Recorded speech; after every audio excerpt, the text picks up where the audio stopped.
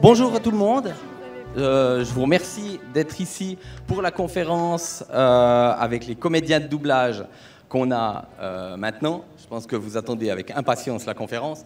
On a retardé un peu pour permettre à tout le monde de venir ici. Alors, je vous demande d'accueillir Brigitte Lecordier.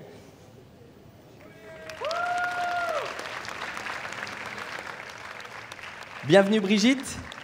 Bonjour à tous. Je te laisse prendre place. Oui, merci. Arnaud Laurent.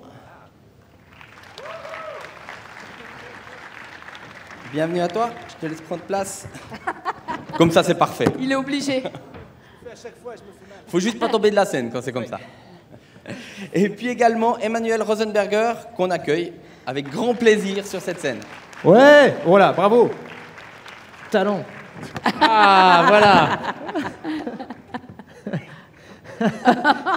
J'ai perdu 3 vertèbres moi en le faisant. C'est plus tout neuf tout ça. Hein. Ah, c'est ça, c'est toujours risqué. Hein. Alors, du coup, je vais aussi m'asseoir, parce que je trouve que c'est pas très agréable d'avoir quelqu'un devant soi qui est debout. Donc voilà, comme ça. Alors déjà, je vous souhaite la bienvenue aux trois, la bienvenue au Japanoche Festival, première édition, la bienvenue à Neuchâtel.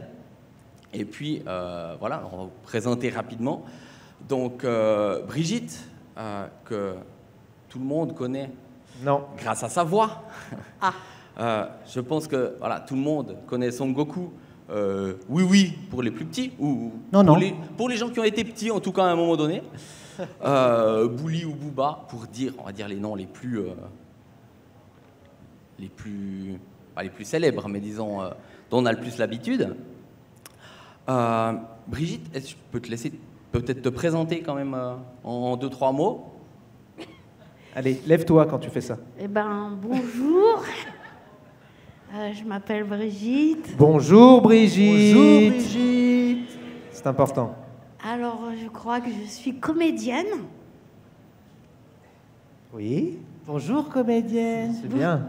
Non, voilà, vous me connaissez parce que j'ai fait effectivement des voix dans des dessins animés, tout ça.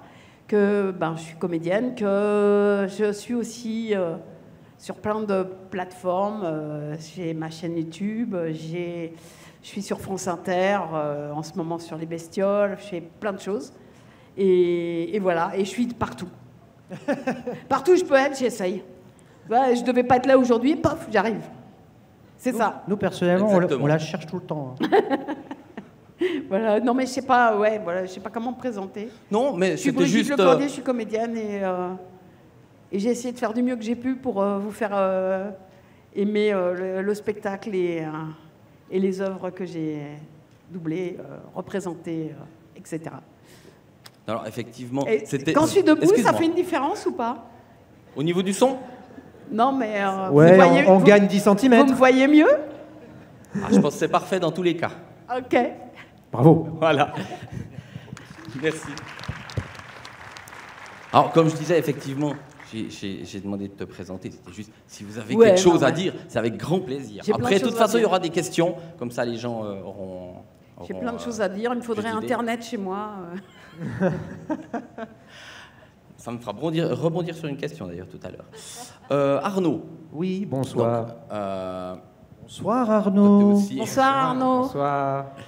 Donc, connu aussi pour des personnages, je dirais, alors je pense que Natsu, ça doit quand même être su, quand on parle des différents personnages aux gens, je pense que c'est quand même celui qui ressort le plus. Donc, Natsu, Ban, tout à fait, dans ceux qui ressortent le plus. Dabi dans My Hero Academia, alors c'est pas forcément celui auquel on pense en premier, mais je trouve ça d'autant plus intéressant que Emmanuel a aussi un personnage dans My Hero Academia, aussi un personnage dans Fairy Tail. Ouais. Et puis, au début, je voulais vous demander... ça pour son Instagram, hein, comme ça, il n'a rien à faire. C'est dans l'autre sens pour Insta. Pardon, alors, continue. Mais aucun problème.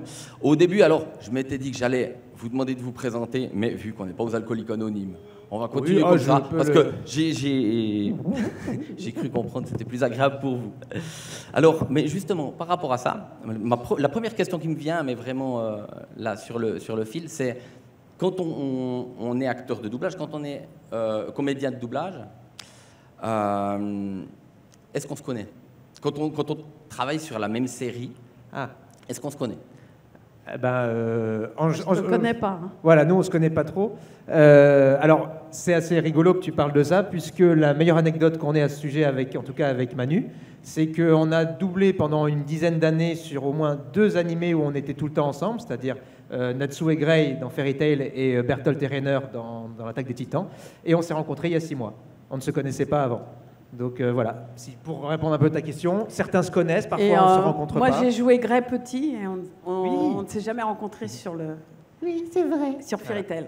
Parce que très souvent, on enregistre, surtout pour les animés, on enregistre seul. Donc, si on ne se croise pas en dehors au moment où on se passe le relais quelque part, eh ben, on se rencontre pas du tout. Et voilà. Donc, ça arrive, effectivement. Et ce fut une belle surprise. Oui, on était très contents tous les deux, comme Voilà. des gamins. Voilà, on est des gosses. C'est toujours une bonne chose, c'est vrai que ça aurait été embêtant que ça ne soit pas le cas. Mais c'est vrai que quand on regarde, on va dire, un film classique, entre guillemets, les acteurs, forcément, s'ils sont dans la même scène, ils travaillent ensemble, ils se connaissent forcément. Mais c'est vrai qu'on a tendance, quand on regarde un animé, à se dire on ne sait pas forcément comment ça fonctionne, puis on imagine que le dialogue se fait comme on le voit des fois à l'écran. Et puis c'est vrai que voilà, j'avais entendu aussi cette anecdote, puis je trouvais intéressant de relever ça. Ça dépend des œuvres, hein, parce que nous, par exemple, sur Dragon Ball, on a tout fait tous ensemble, et on essaye encore de le faire aujourd'hui. Voilà. Ok. Quand c'est possible, quand c'est possible, on essaye au maximum. Et malheureusement, ce qui dicte souvent le fait qu'on soit séparés, c'est des questions de budget, de planning, de plein de choses. Bien sûr. Mais si c'est possible, je pense que c'est mieux pour tous. Moi, quand je dirige, j'essaye de mettre les gens qui ont des scènes ensemble. Mais ça prend plus de temps et c'est plus difficile pour l'ingé son parce que s'il y a des dialogues qui sont un peu proches, on est obligé de faire plusieurs pistes et du coup, ça prend plus de temps et ça casse les pieds à tout le monde. Mais franchement, c'est plus agréable pour les acteurs et pour le produit lui-même. Oui, merci beaucoup. Tout à l'heure, j'ai commencé en disant doubleur, je crois. C'est quelque chose qu'on m'a fait remarquer quand j'ai commencé à en parler. On m'a dit, on ne dit pas doubleur, on dit comédien de doublage. Alors on entend comédien doubleur, comédien de doublage. Qu'est-ce qu'il faut dire? Alors Brigitte. J'ai fait une excellente vidéo sur ma chaîne YouTube où j'explique pourquoi on ne dit pas doubleur. En fait, les doubleurs sont nos patrons de doublage. C'est les gens qui nous emploient. Donc nous, on a affaire aux doubleurs qui nous demandent de venir faire du doublage. Donc les doubleurs embauchent des comédiens qui vont faire du doublage. Donc tu peux dire comédien de doublage si tu veux préciser. Mais normalement, on dit des comédiens, tout simplement. On est des comédiens. On peut retrouver ces deux-là sur scène régulièrement. Voix française, on souvent tourne.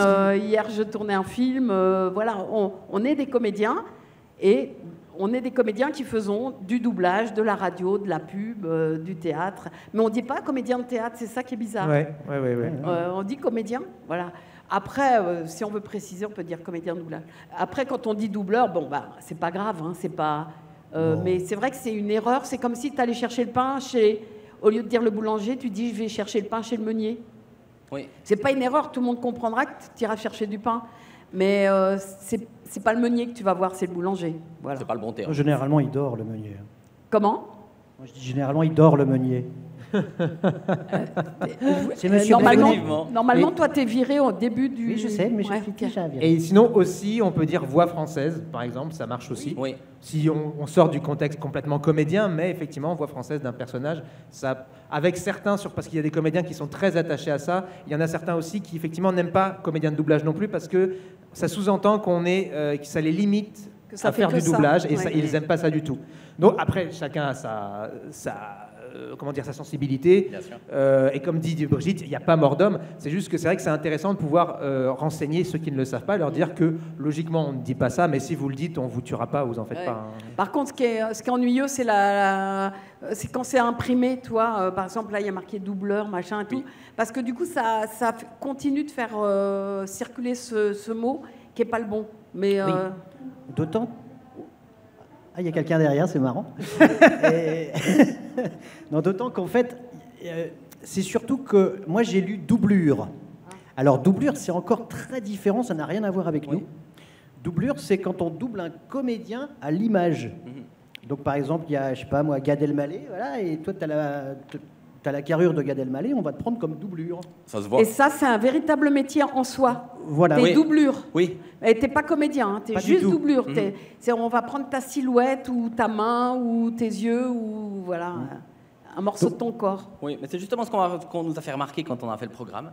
Et puis c'est pour ça que je me suis dit que c'était une question intéressante, parce que beaucoup de gens font cette erreur, moi le premier. Et puis voilà, donc je me disais que c'était intéressant de pouvoir vous poser la question. Mais du coup, comme vous l'avez dit, vous êtes aussi avant tout comédien. Vous avez tous fait de la comédie classique, si je puis dire. Vous avez une Qu'est-ce que tu appelles comédie classique? comédie classique, comédie acteur. On vous filme ou Jouer au théâtre, ou quoi, au ou au théâtre, mais disons cinéma. en live, quoi. Enfin pas Oui. de doublage. Pas limité à la voix, tu veux dire. Exactement, pas uniquement la voix. Merci.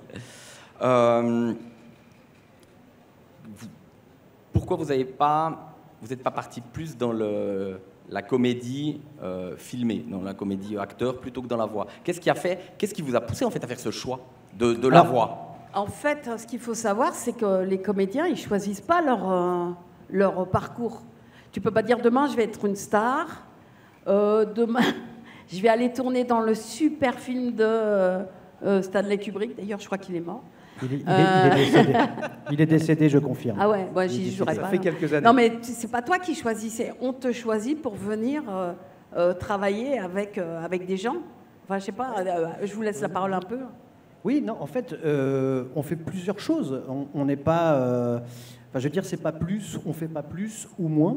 On a chacun des envies particulières. Peut-être qu'il y en a qui font beaucoup de doublage, il y en a qui font beaucoup d'images ou beaucoup de théâtre. Tout dépend de chacun, en fait. Et surtout, on choisit pas. C'est pas nous qui choisissons, on nous choisit. Voilà, ça dépend de plein de choses, ça dépend des rencontres, ça dépend... Alors, parfois, on peut commencer au théâtre, et puis c'est comme ça que dans les années 80-90, beaucoup ont commencé le doublage, c'est que des amis de théâtre sont venus voir la pièce, ils ont dit « Ah, c'est ce que ça te dirait d'essayer de faire un peu de synchro ?» Et les gens commencent à faire ça leur plaise, ils en font un peu plus. Oui. En fait, chacun est différent, et chacun a fait des rencontres différentes. C'est une question de rencontre.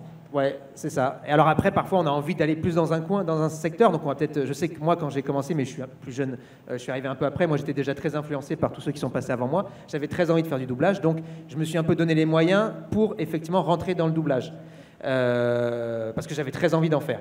Mais je sais que maintenant, j'aimerais aussi essayer parfois de faire un peu plus d'écran. Mais je sais que c'est encore un tout autre trajet et qu'il faut encore démarcher encore plein d'autres gens. Et donc c'est de la chance, c'est de la rencontre, c'est aussi aller créer la chance, c'est-à-dire aller rencontrer, aller se vendre. Et puis après, effectivement, des fois, on va t'appeler à un endroit plus qu'à un autre, parce que tu auras peut-être... voilà, c'est tellement de choses qui entrent en jeu dans nos carrières, parce qu'on fait... Au départ, il ne faut pas qu'on se limite, effectivement. On essaie de faire tout, et puis parfois, on va avoir on va plus être dirigé vers un endroit. Oui, puis ça dépend des années. Hein. Oui, aussi, il y a des années où j'ai beaucoup travaillé à la radio, il y a des années où j'ai beaucoup été au théâtre, des années où j'ai plus tourné... et puis des années où j'ai fait plus de doublage, toi. Et des fois, ça se mélange. Moi, je sais qu'en ce moment, je mélange pas mal tous les arts. Ouais. Et c'est super pour un acteur, d'ailleurs. On a la chance d'avoir plein d'ouvertures, plein de palettes.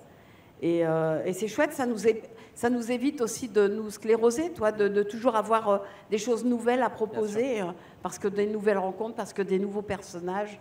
On est toujours en exploration, en fait. Et c'est le métier d'artiste, de se renouveler tout le temps. Et toi, si tu as un peintre qui fait toujours le même tableau, tu vas te lasser très vite, tu vas te dire il est génial. Et puis au bout du 75e, tu vas dire c'est toujours le même tableau, quoi. Oui. Donc il est obligé d'aller voir ailleurs, d'en prendre plein ses yeux, plein sa tête pour se renouveler et trouver d'autres chemins, d'autres univers. Voilà. Oui. C'est beau ce que je dis finalement. Franchement, j'ai rien à rajouter. Elle parle super bien. Moi, j'ai une petite larme à chaque fois. Ouais, moi aussi. Je les déteste assez, ça se voit ou pas? Alors voilà, en gros, il n'y a pas de règle. Il n'y a rien d'écrit. Oui. C'est vraiment, on va dire, un peu où les courants vous mènent et puis où les expériences vous mènent. Exact. Mais c'est vrai que vous êtes beaucoup connu par votre voix, votre nom parfois aussi évidemment, votre visage encore moins pour beaucoup de gens. Quand on part dans une carrière de comédien, entre guillemets, c'est pas frustrant à certains moments? Non, puisque de toute façon, moi pour ma part, encore une fois, on a chacun des envies. Il n'y a rien de frustrant dès lors qu'on choisit quand même un minimum au départ ce qu'on a envie de faire. Moi, je voulais faire du doublage, je voulais m'amuser avec ma voix. Peu importe que ce soit du doublage ou des sketchs ou ce que tu veux, ou de la radio. Puis je voulais faire de l'image aussi. Donc voilà, on ne s'interdit rien. On va surtout vers ce qui ne...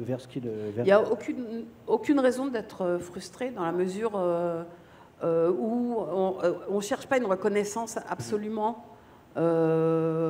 Voilà, on fait le métier qu'on aime. C'est une joie On de cherche à se s'amuser lever tous les surtout. matins. Ouais. Moi, je me souviens quand mon fils était petit, je lui disais travaille bien, et lui me disait joue bien. Toi, c'est un peu le monde à l'envers, mais c'est ça, c'est qu'on passe notre vie à jouer, à s'amuser, à essayer de trouver du plaisir dans ce qu'on fait. Et se dire tous les matins je suis payé pour faire ça, c'est quand même voilà, tu peux pas te plaindre quoi. Ouais. Tu peux pas être frustré. Après, à toi aussi de faire ton chemin pour que il se si passe tu as des vraiment envie de choses. quelque chose, d'essayer de provoquer les choses. Voilà, de toute c'est façon. ça, Ne jamais s'enfermer ou de se dire que si ça va pas, plutôt que de ruminer en disant ça va pas, on va essayer de créer, de chercher, de rencontrer et on va se bouger quoi. Et en fait, les comédiens de théâtre, ils sont pas si connus que ça. On connaît les grandes stars qui jouent aussi à l'image dans les films. Mais finalement, il y a beaucoup de comédiens géniaux de théâtre. Il y a un qui nombre sont pas incalculable connus. de comédiens qui font Voilà. que du théâtre et qui sont incroyables. Ouais. Effectivement.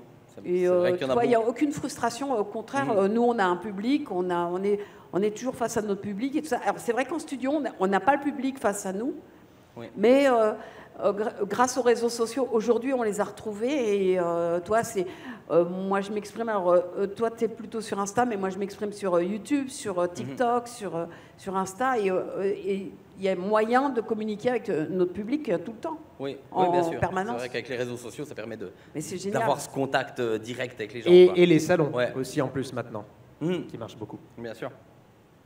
Mais du coup, comme vous disiez, comme tu disais, quand ton fils était petit, il disait que tu partais faire une voix.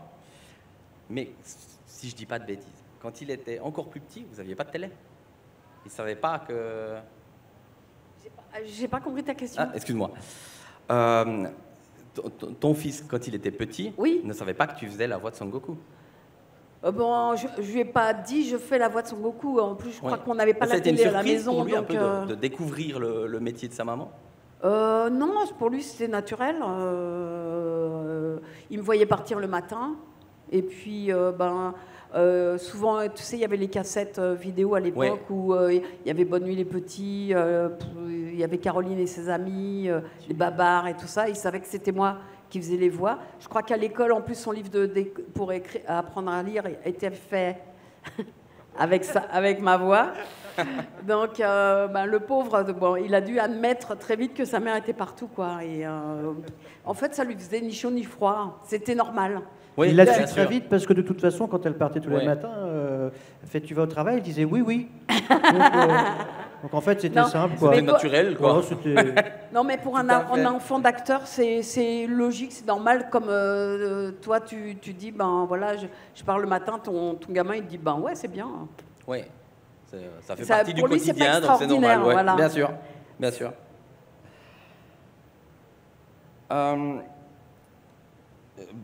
Brigitte, je reprends ton exemple. Tu as commencé par une voix scientifique pour après partir dans une voix de cirque.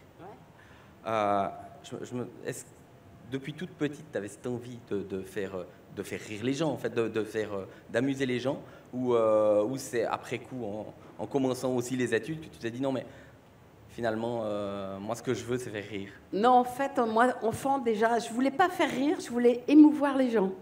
C'est rigolo, hein, je voulais émouvoir. Et il se trouvait que je connaissais pas le théâtre et tout ça, parce que ça fait pas partie de ma culture familiale, que je suis issue d'une famille pauvre, donc on va pas au théâtre, on va pas au cinéma. En revanche, il y avait le cirque arrivait en bas de chez moi une fois ou deux par an. Et du coup, nous, les gamins, on allait aider les gens du cirque à monter les chapiteaux. Et ils nous donnaient des places de cirque. Donc, c'est ce qui nous faisait rêver. Et moi, je rêvais d'être clown. Parce que je trouvais que les clowns, ils me faisaient vibrer, quoi. Et on me disait, non, tu peux pas, parce que c'est un métier pour les garçons. Voilà. Donc, j'avais mis ça de côté dans ma tête, en disant, tant pis. Puis, je suis allée à l'école. Il se trouvait qu'à l'école, je travaillais plutôt pas mal, sans difficulté. Et puis voilà, je suis arrivée à la fin de mes études et là, il y a l'école de Annie Fratellini qui ouvre ses portes. Annie Fratellini, c'est un clown et c'est une femme. Donc je dis, je pense que il y a un appel du pied. Et voilà, et je me suis retrouvée dans son école. J'ai été sélectionnée. Tu as fraternisé avec Fratellini. Exactement. Et du coup, j'ai travaillé avec... Désolé, je suis un peu le sniper. Hein. Voilà. Je mets un peu l'ambiance. Oui, j'aime bien. Il est drôle. Il est viré, mais il est drôle. Oui. C'est vrai que je pense qu'il y a beaucoup de gens qui, des fois, qui aimeraient se lancer dans ce type de profession, puis qui n'osent pas. Qu'est-ce qui vous a poussé à vous lancer, à oser, à dire, moi, ce que je veux faire, c'est ça, et puis je veux essayer de faire ça. Après, c'est vrai que moi, je vous pose cette question en habitant ici. C'est peut-être plus difficile qu'en habitant Paris. Mais c'est vrai que c'est une question que beaucoup de gens se posent des fois. Comment on arrive, comment on a le déclic de se dire maintenant, moi ce que je veux faire c'est ça. Et puis je vais aller vraiment dans ce métier. On en a des fois une image dure. Enfin quand on commence, c'est vraiment l'image qu'on renvoie beaucoup, ce qui est évident. Ça met du temps, donc c'est vrai qu'il faut oser aussi le faire. Et puis c'est vrai que beaucoup de gens ont tendance à choisir la stabilité. Donc, qu'est-ce qui la qu'est-ce fameuse qui vous a poussé, stabilité. Vous, à choisir cette voie? Moi, j'avais justement pas envie de stabilité. Donc, je voulais faire plein de choses. C'était plus simple. Voilà. Tout ce qui était trop cadré, trop, boulot, 9h, claque, bureau, on rentre à la maison. Moi, je déteste le train-train quotidien. Donc, je voulais faire quelque chose où j'étais libre. Et surtout, je voulais rester un gosse, quoi. Je voulais m'amuser. Moi, je veux m'amuser dans la vie. C'est ma ligne directrice. Se faire plaisir. Oui. Et si je peux amuser les gens, tant mieux. Voilà. Et toi, pour moi, c'est exactement ce que tu dis. C'est un déclic ce qui s'est passé. C'est-à-dire que j'ai eu un soir, en regardant une série, j'ai été ultra touché, j'ai pleuré, j'étais vraiment touché. Et j'ai eu ce déclic qui m'a fait dire... en fait, c'est ça que je veux faire. Je veux transmettre ce qu'on vient de me transmettre. Je veux aussi le faire et le transmettre aux gens. Donc, comme tu disais, c'était chercher à émouvoir ou après, éventuellement, faire rire aussi, parce que j'avais toujours aimé bien faire l'idiot et faire rigoler les gens. Mais c'est vraiment ça. Et en fait, à partir de ce jour-là, qui est venu d'un coup comme ça, je suis d'abord allé, j'en ai parlé avec mes parents qui m'ont dit tu vas continuer tes études et on verra au fur et à mesure. Mais effectivement, à partir de ce moment-là, je crois que dans ma tête, ça avait viré et que c'était certain que je ferais quelque chose. Alors, j'avais déjà très envie de faire du doublage parce qu'effectivement, c'était une VF que je regardais et que c'était un comédien que j'aimais beaucoup, que ça m'a vachement ému. Et donc, j'ai compris toutes ces émotions passées notamment par la voix. Donc, le doublage en a fait partie. Et puis après, à force de faire du théâtre, du machin, j'ai découvert plein d'autres choses. Mais vraiment, c'était plus possible de faire autre chose. Oui. En fait, ça a été un truc et voilà, je me suis donné tous les moyens pour le faire. Et quand tu disais que effectivement, quand on n'est pas à Paris, c'est différent. Moi, j'étais pas à Paris, j'étais à Toulouse. Et d'abord, j'ai commencé à prendre des cours de théâtre près de chez moi. Et un jour, pareil, genre 2 ans après avoir pris des cours de théâtre, ça a fait un déclic. Je me suis dit, mais qu'est-ce que je fais? Je perds mon temps. Ça sert à rien que je reste ici à reprendre la même formation. Je sais ce que je veux faire. Je veux faire notamment du doublage. Ça se passe à Paris. Je vais monter. Donc, je suis monté. Je me suis débrouillé. Et voilà. J'ai eu la chance d'avoir des parents qui, même s'ils n'étaient pas du tout convaincus, m'ont soutenu. Et voilà. Et grâce à eux, et grâce à tout, et aux rencontres et au travail, j'ai réussi. Mais par contre, ce que tu dis est vrai. C'est que c'est dur et que ça a mis du temps. Et que c'est fait de plein de refus, plein de coups dans ton amour-propre, de trucs de se remotiver, de repartir, de recommencer, de jamais abandonner. Et ça peut mettre du temps. Certains vont y arriver du jour au lendemain, d'autres ça va mettre longtemps. Mais à partir du moment où la décision est prise dans ta tête, il n'y a pas de raison de ne pas essayer. Moi, je dis qu'il faut aller au bout de ses rêves. Et il faut avoir aucun regret, quoi. Donc, il faut essayer. Sachant qu'effectivement, c'est pas un métier facile, mais de toute façon, être artiste, c'est pas facile. C'est-à-dire que quand on fait un casting, par exemple, on va mettre 3, 4, 5, 10, des fois 70 personnes sur un seul rôle, on va en choisir un et ça doit être toi.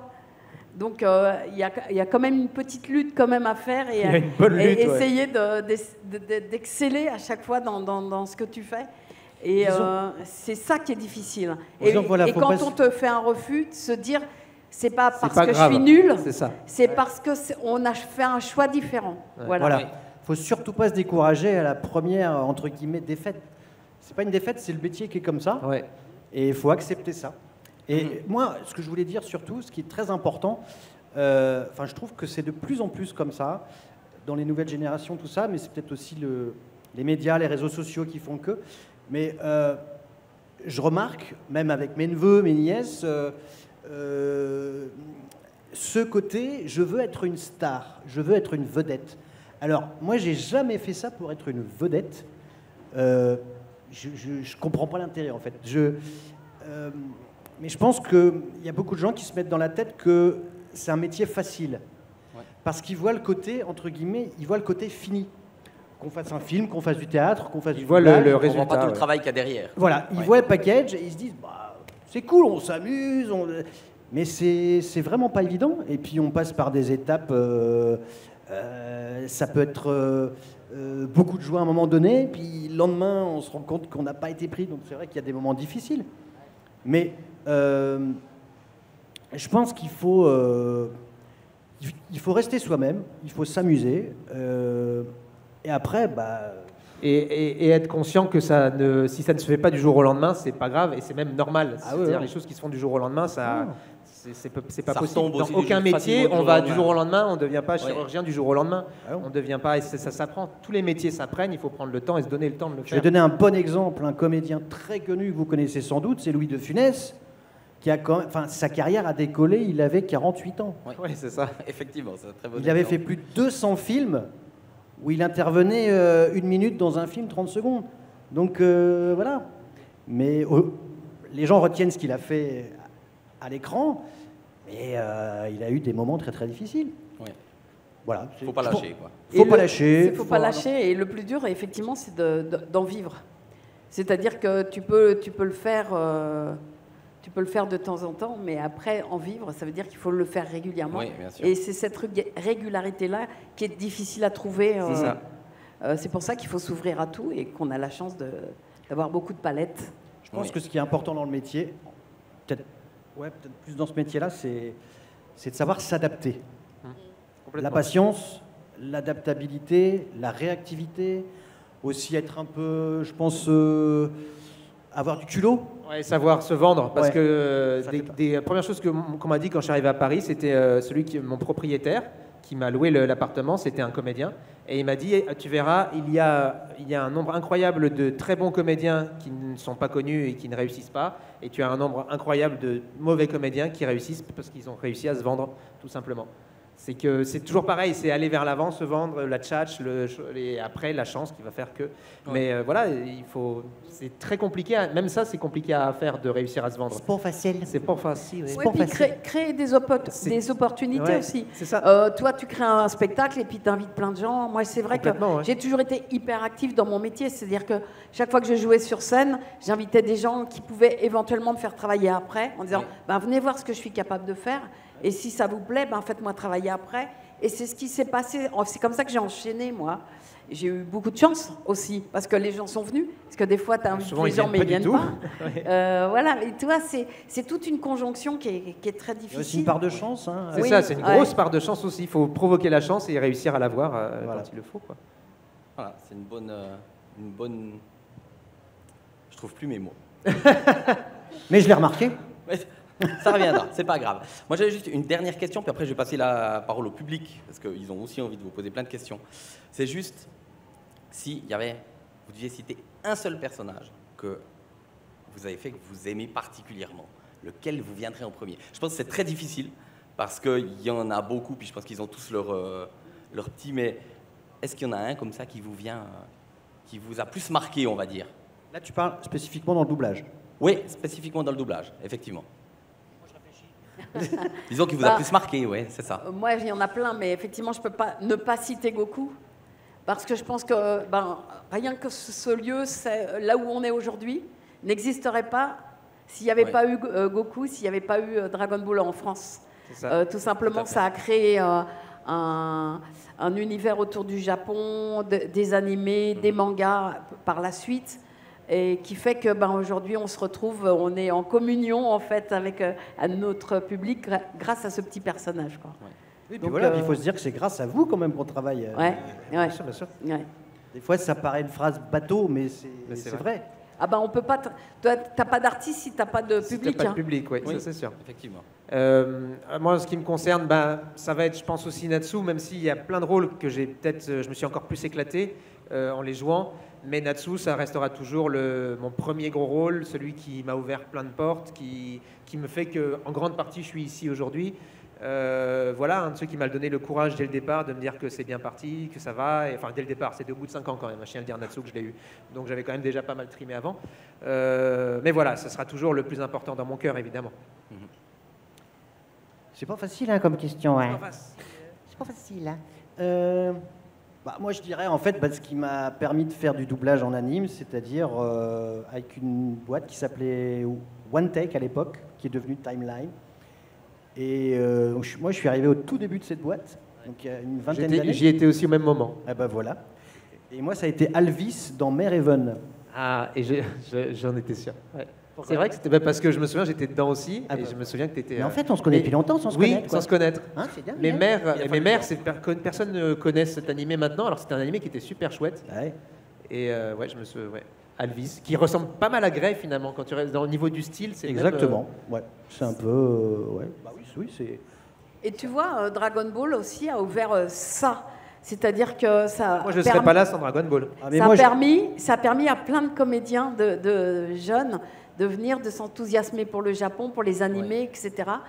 Et quand moi, j'ai commencé les animés, justement, c'était décrié dans notre métier. C'est-à-dire que moi, je faisais quelque chose qui n'était pas bien, sale. Il y a plein de comédiens, enfin de directeurs artistiques, qui ne me prenaient pas, et encore aujourd'hui. Hein, et même jusqu'à aujourd'hui, jusqu'à environ il y a 2-3 ans, les animés, c'était très mal vu dans le milieu. Encore aujourd'hui. Et qui ne me prennent pas sur leur film, parce que j'ai fait des japonaiseries. Tu vois, mais moi, je suis fière de les avoir faites et j'ai adoré le parcours que j'ai fait et je souhaiterais à tous mes camarades de pouvoir avoir le même chemin parce que c'était vraiment que du bonheur. Mais ils ne se rendent pas compte, ces gens-là, quoi. Et c'est vrai que les animés, aujourd'hui, les gens aiment. On parle beaucoup d'animés autres que Disney, parce qu'avant, c'était que Disney. Et même les animés pour adultes et pour ados, aujourd'hui on en parle, alors qu'on n'en parlait pas avant. Et c'est effectivement grâce à Dragon Ball. Tout à fait. Tu as ouvert le chemin, Brigitte, quelque part. Il est temps de le fermer. Merci beaucoup.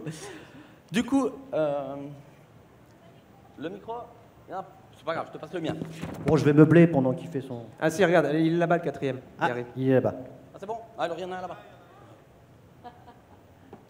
Alors en attendant, voilà, tu allais dire, on fait la blague, on va meubler. On va meubler. Alors, moi je vais mettre ça. Voilà, on va mettre ça là, on meuble. Voilà. Ça se démonte? Non, ça se démonte. Je sais pas. Mais on démeuble alors. C'est une conversation Ikea. Voilà. Et voilà, très bien, très bien. Là c'est très bien. Voilà, donc très on a bien, meublé. Là, on est bien là. Ils ont meublé. On a meublé. Du coup, est-ce que vous avez des questions? Vos questions. Il y en a là. Il va falloir que tu cours. Ce qu'on va faire. Tiens. Voilà, c'est comme les Jeux Olympiques, elle passe le relais. Bonjour à vous, merci de vous rencontrer. Bonjour. Bonjour. J'avais une question.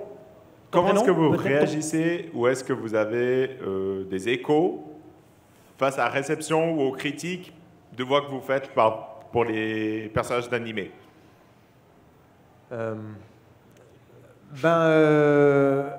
En fait, on a les échos, finalement, les échos, souvent, à une époque, on n'en avait pas trop. Maintenant, c'est surtout plus par les réseaux ou les salons. Mais les salons, finalement, c'est que des gens qui nous aiment, qui viennent nous voir. Donc, les négatifs, on les entend pas trop.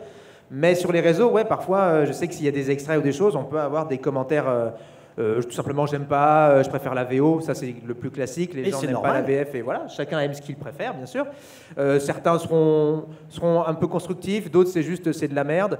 Bon, ce qu'il faut se dire, c'est de ne pas le prendre pour soi, être conscient que nous, on a fait ce qu'on a pu, Et voilà. Et puis après, quelque part aussi, peut-être, si c'est des retours constructifs, peut-être essayer d'en prendre note et pour s'améliorer pour la suite, pourquoi pas. Mais je sais que moi, quand j'ai commencé, les premiers retours que j'ai eu, surtout sur Fairy Tail, j'étais tellement accroché qu'il y en a certains qui m'ont fait beaucoup de mal.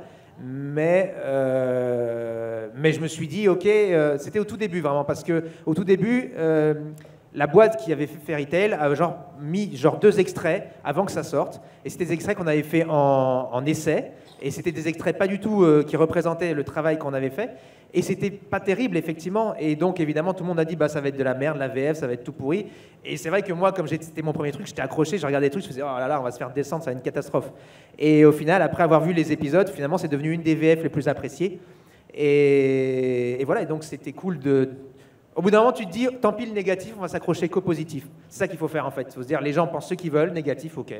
Et ben, on s'accroche à ceux qui t'aiment, et c'est comme ça qu'on avance. Parce que si tu t'arrêtes à ceux qui t'aiment pas, bah tu vas jamais. Enfin, c'est compliqué d'avancer, quoi. Enfin, il a raison.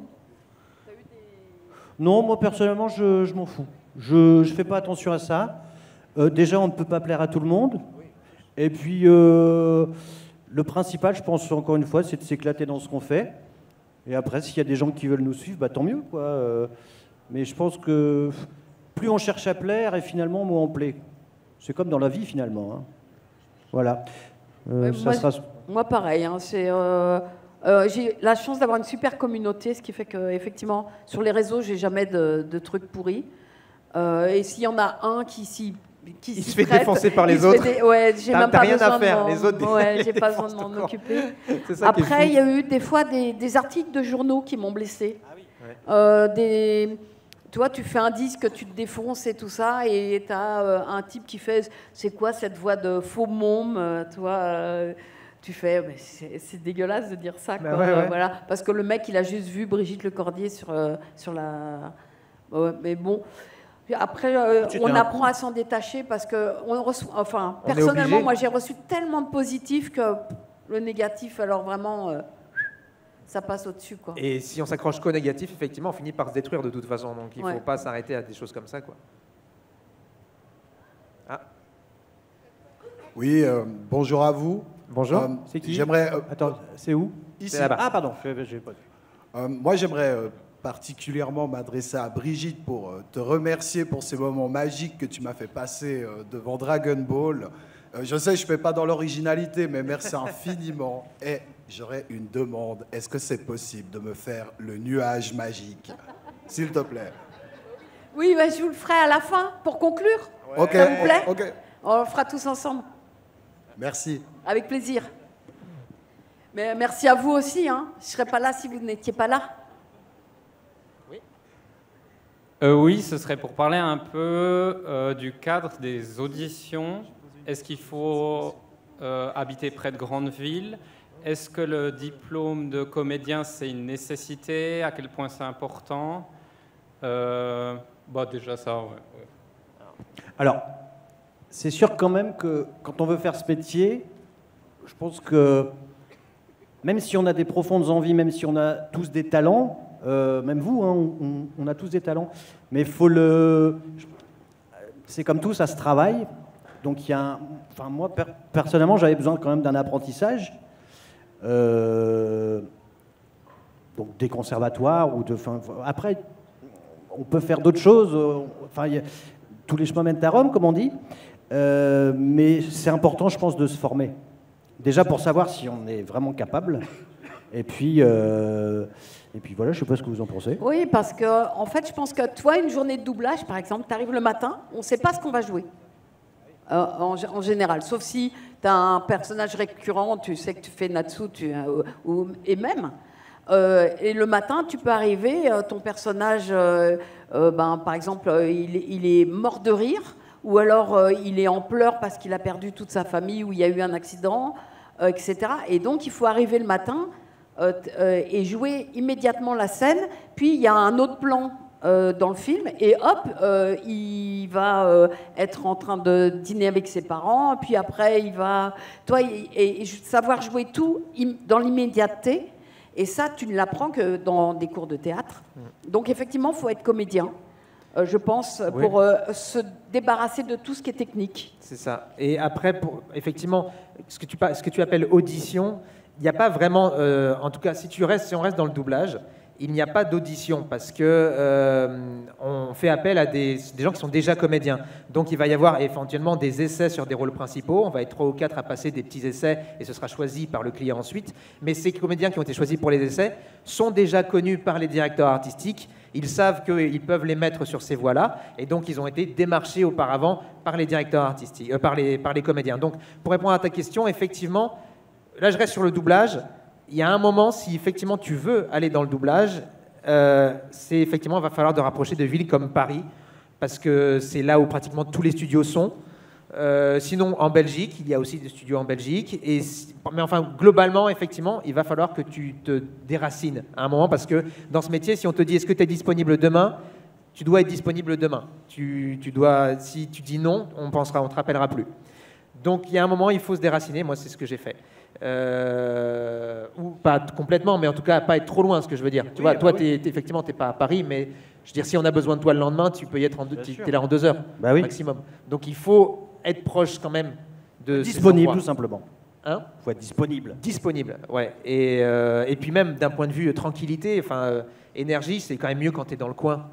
De toute façon. Et ces auditions, il n'y a pas d'audition publique, il n'y a pas de casting. Il faut avoir démarché tous ces directeurs artistiques, les avoir rencontrés pour qu'ils sachent et qu'ils te connaissent et qu'ils sachent qu'ils peuvent te proposer pour un rôle principal, parce qu'on ne donnera jamais un rôle principal du jour au lendemain.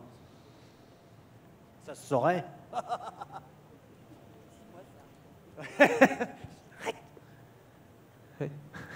Bonjour, j'ai une question pour Madame Lecordier. Oui. T'as du succès, hein ? Il est là-bas. Ah ouais. Je suis là. Ouais, d'accord.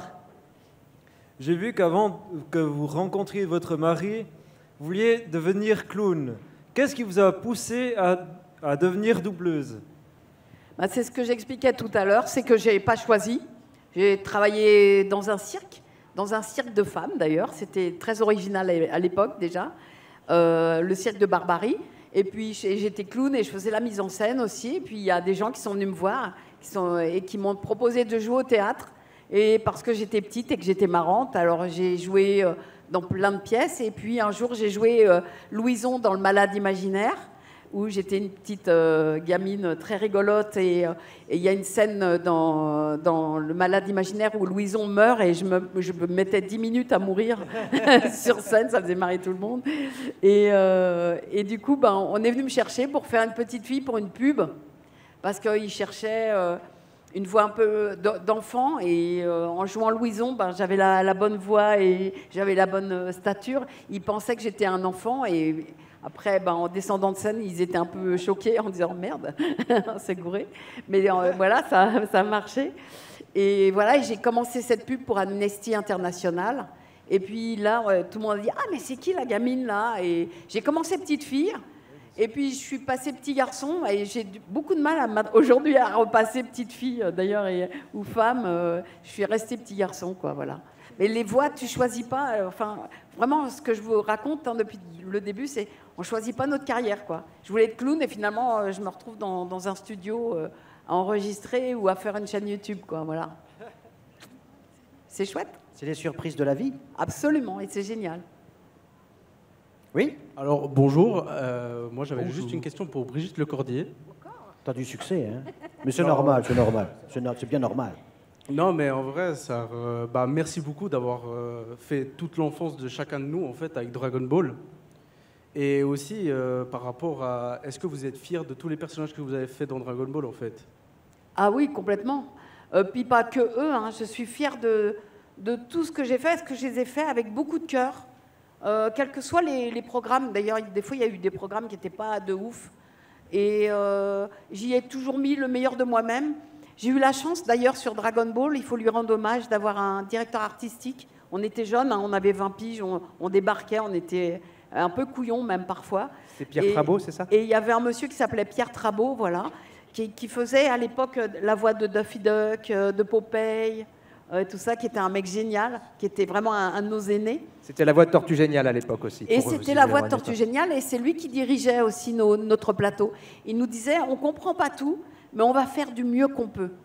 Et quand un comédien arrivait qui disait, c'est quoi cette merde ? Il disait, dehors.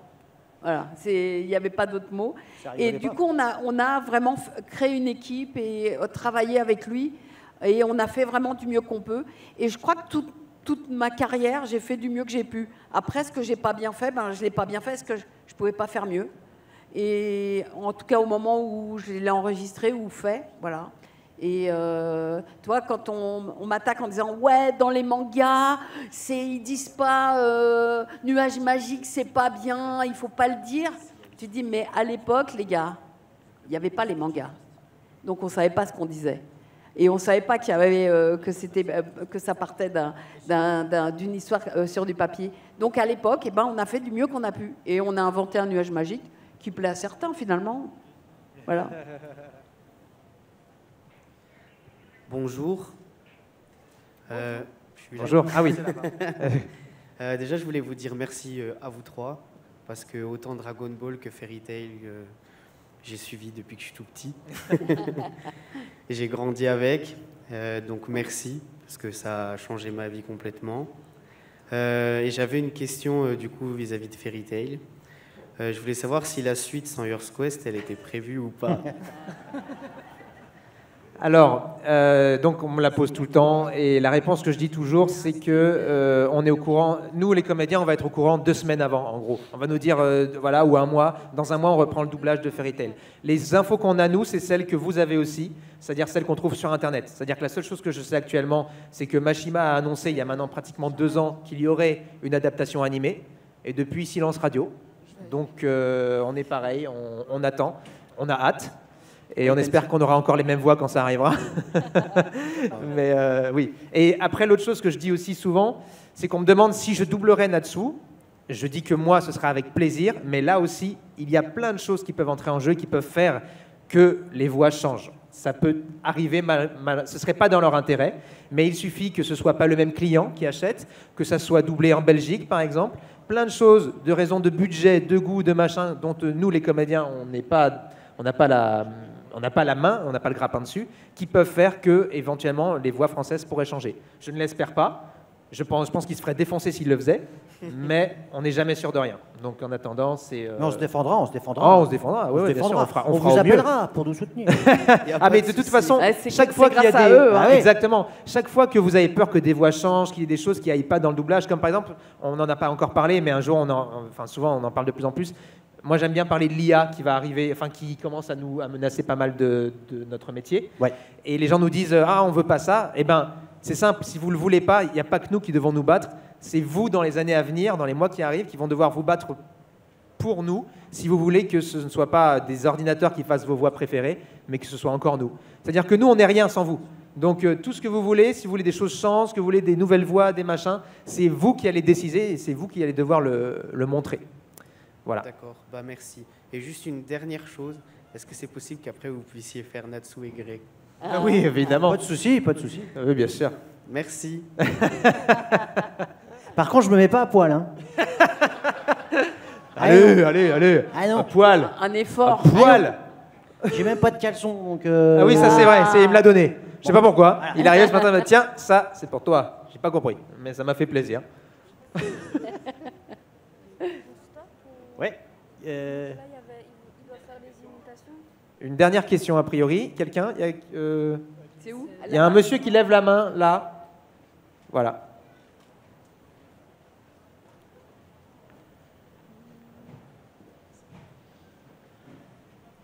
J'avais encore une question par rapport à la préparation du personnage. Donc vous avez dit que le matin vous arriviez, vous savez pas la scène, mais comment est-ce que vous appropriez en fait le personnage Bonne question. Il y a une recherche avant, vous regardez le matériau original. Non. C'est vrai que je prends juste une petite seconde. Ça y est, c'est fini. Et non. En fait, la grosse différence entre le doublage et le théâtre ou le cinéma, c'est qu'on fait, on reçoit pas, par exemple, un scénario, on ne sait pas à l'avance comment va être notre personnage. Donc, soit on arrive sur des essais, où on voit, il y a un directeur de plateau qui nous explique quel est le personnage, etc. Mais ça va très vite, en fait. Il faut vite rentrer sur juste un extrait dans la peau de ce personnage. Et bah là, je dirais, il faut faire appel à son imagination, à son expérience, et puis avoir envie de s'amuser surtout.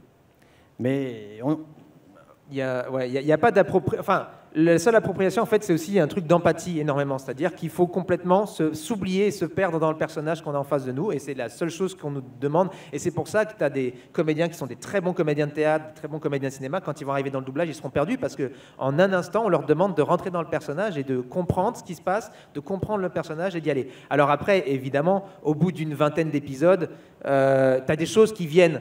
Tout comme quand, à force de jouer un rôle au théâtre ou à force de le faire au cinéma ou dans une série, tu as des choses qui arrivent au niveau du personnage, des choses qui vont peut-être améliorer le personnage. Mais au début, notre boulot, nous, c'est de jouer la situation, de faire que ça soit le plus crédible possible. Et parfois, après, tu trouves des choses et tu te rends compte que quand tu réécoutes ce que tu as fait au début, tu dis « Ah ouais, effectivement, plusieurs épisodes après, c'est mieux. » Et d'ailleurs, parfois, le directeur artistique, moi ça m'est arrivé, te fait enregistrer au début un épisode, genre le 2e ou le 3e épisode d'abord, pour que tu te fasses tes armes à un moment où on a déjà vu le personnage. Et comme ça, les moments où la première apparition, qui est la plus importante finalement, le moment où ça va jouer, et ben, ton personnage il est déjà un peu plus rodé et ça va marquer plus l'esprit. Et donc après, tu peux te permettre d'avoir un passage un peu plus avide éventuellement dans les épisodes. Enfin, avide, ce sera jamais pas bien, mais en tout cas peut-être un peu moins perfectionné que la première apparition qui va toujours être le moment décisif et le moment où le personnage va nous marquer, quoi. Ouais, c'est exactement ça. Et parfois... moi, en tant que directrice artistique, souvent, en fin de journée, je refais les premières boucles. On refait les premières boucles. Toi, puisqu'on ça y est, on a le personnage dans la peau, on a compris, etc. Ou même en tant que comédien, je demande, on peut peut-être refaire celle du matin, qui était pas au top. Et oui, et c'est... Ouais, on n'a pas du tout le temps de répéter et en même temps on voit là quand même la boucle. Toi on voit un petit morceau du film et on arrive à se plonger dedans.